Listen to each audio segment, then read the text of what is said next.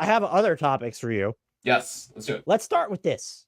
Mr. Brian Toporek, Victor Wembanyama will be the what best player by the end of the 2024-2025 NBA season?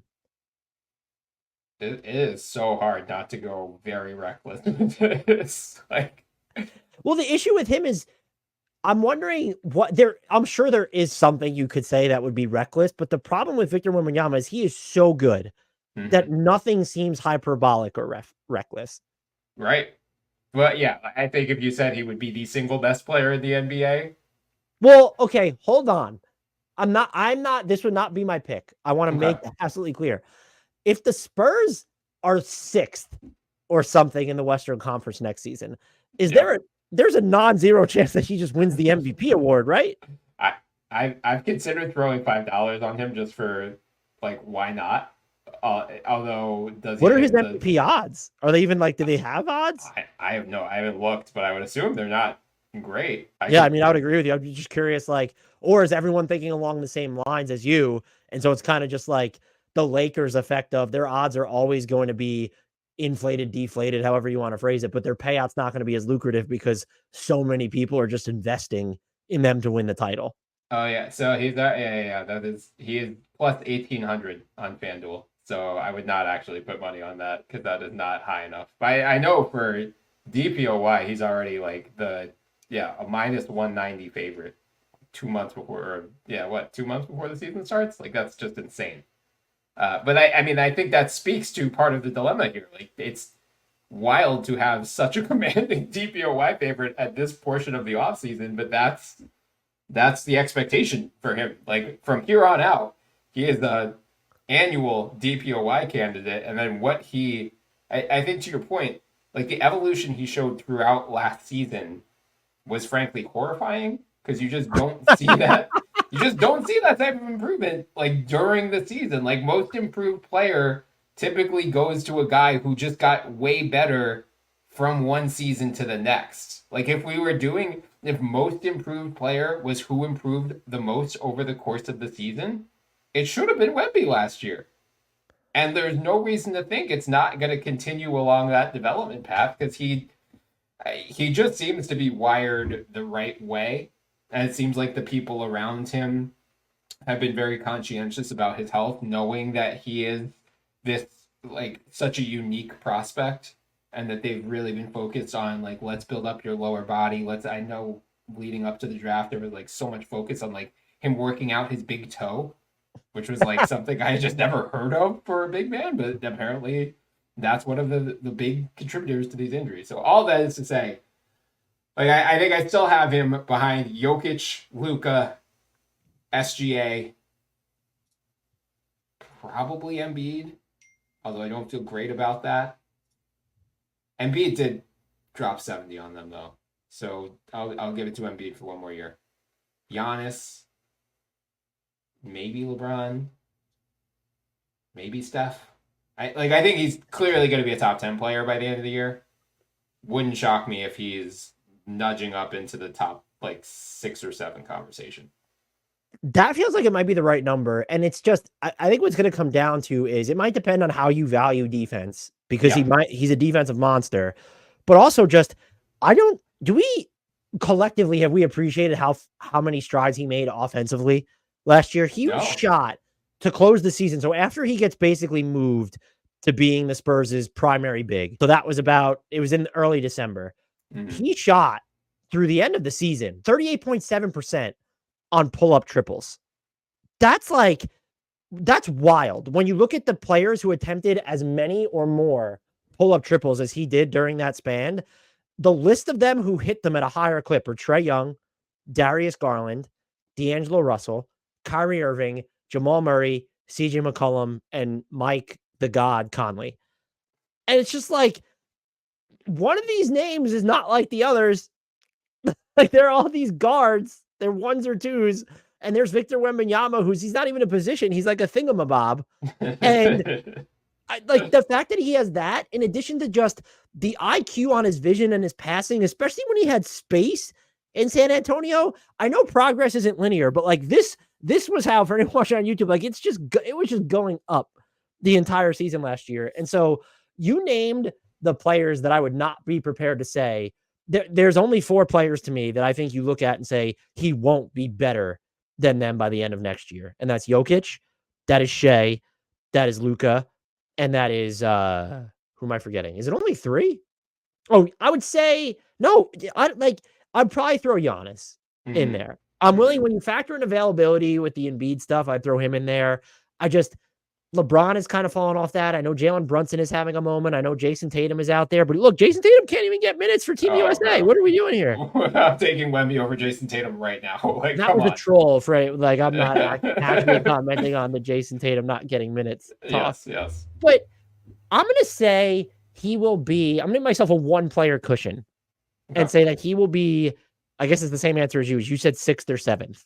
And I'm going to say 5th or 6th. Like, this is, I think we're going to be talking about him in the first team All-NBA conversation next year.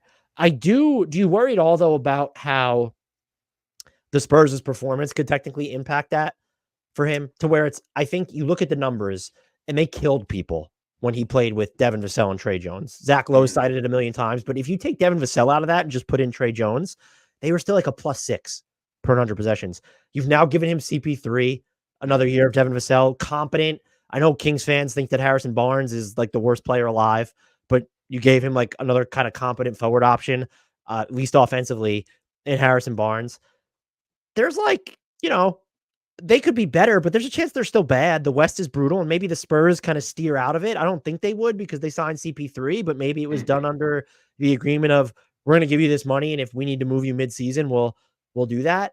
Do you think that could repress his ranking at all because people are so – you could look at the minutes Wemby played and be like, oh, like they're beating teams by like 10 points per 100 possessions when he is on the court, but the Spurs record is still they won 27 games, so he can't be the 5th best player in the NBA.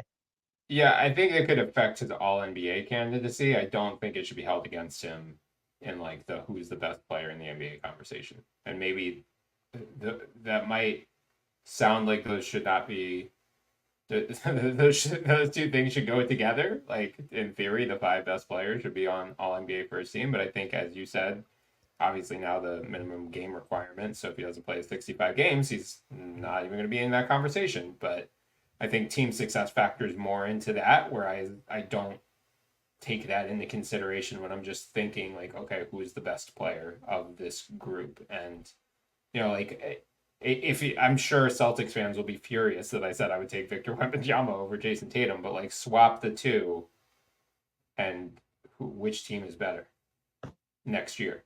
Like, are the Celtics better with Wemby than they are with Tatum? Are the Spurs better with Tatum than they are with Wemby? I think there's a clear answer there. Yeah.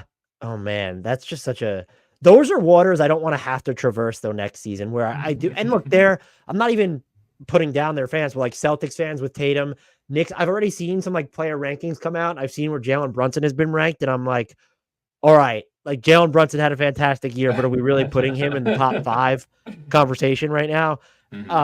So like, but they're going to have cases, and Sixers fans with Embiid will probably feel the same way. I think Timberwolves fans with Anthony Edwards, I'd still take Wemby over. And look, maybe we're sipping the Wemby Kool-Aid. We'll find out. But and it was most of last season. This isn't, he got hot. No, this isn't Jalen Green waking up in March. This is Victor Wembanyama getting to play in position or the proper position as of early December and then just tearing every other team a new one at both ends of the floor for the rest of the year. As a rookie. He finished, and I'm sorry, this is the thing I can't get over. Rudy Gobert is one of the best defensive players of our lifetime. He's a generational defender. And Victor Wembanyama, could have won Defensive Player of the Year last year. Technically. No, I think Rudy Gobert, he was my pick. He should have won it. He was second as a rookie to to this generational guy. And it wasn't because people were hopped up on the next big thing. It was, oh no, he's just dominant on that end of the floor. I honestly don't think if you predicted that he was going to be the best player in the league, I would call reckless. I'd call bullshit, but he has rendered the concept of hyperbole null and void, basically. I'm right with you. It would not shock me if he's the best player in the NBA while he's still on his rookie contract. I'll say that much. By the end of year 4. When's the last time that happened? Was LeBron ever at that point on his rookie deal? Probably. Yeah, he was like the best player in the league by year 3, right? Kobe Sands may disagree, but Well, they would be wrong, but that's fine. okay. So LeBron in year 3 was second in MVP voting, first team All NBA. So, and that was the year who won. Imagine if it's the year that Kobe won MVP, 2005, 2006. Who was Was the that MVP that Nash? year? That was a Or is Nash that year, right? or is that Dirk? No, that wasn't No, Dirk. that was a Nash year. Yeah. So Okay. he finished second to Nash, which means he probably should have finished first. No, yeah, I think LeBron would have to be the last time that that's happened, right? And if it's not LeBron, was Jordan the best player in the league by the end of I his don't think rookie? so because that was like the peak of Bird and Magic still, right? So then it would probably have been one of them, like Magic or somebody who did like these, or Yeah. like just coming out the gate and dominating. So I Yeah. didn't even think of it that. So I'm going to ask you, will Victor Wembanyama be the best player in the NBA before his rookie contract is up? He's got 3 more years. Yes. I think so. I'm not going to rebuke it.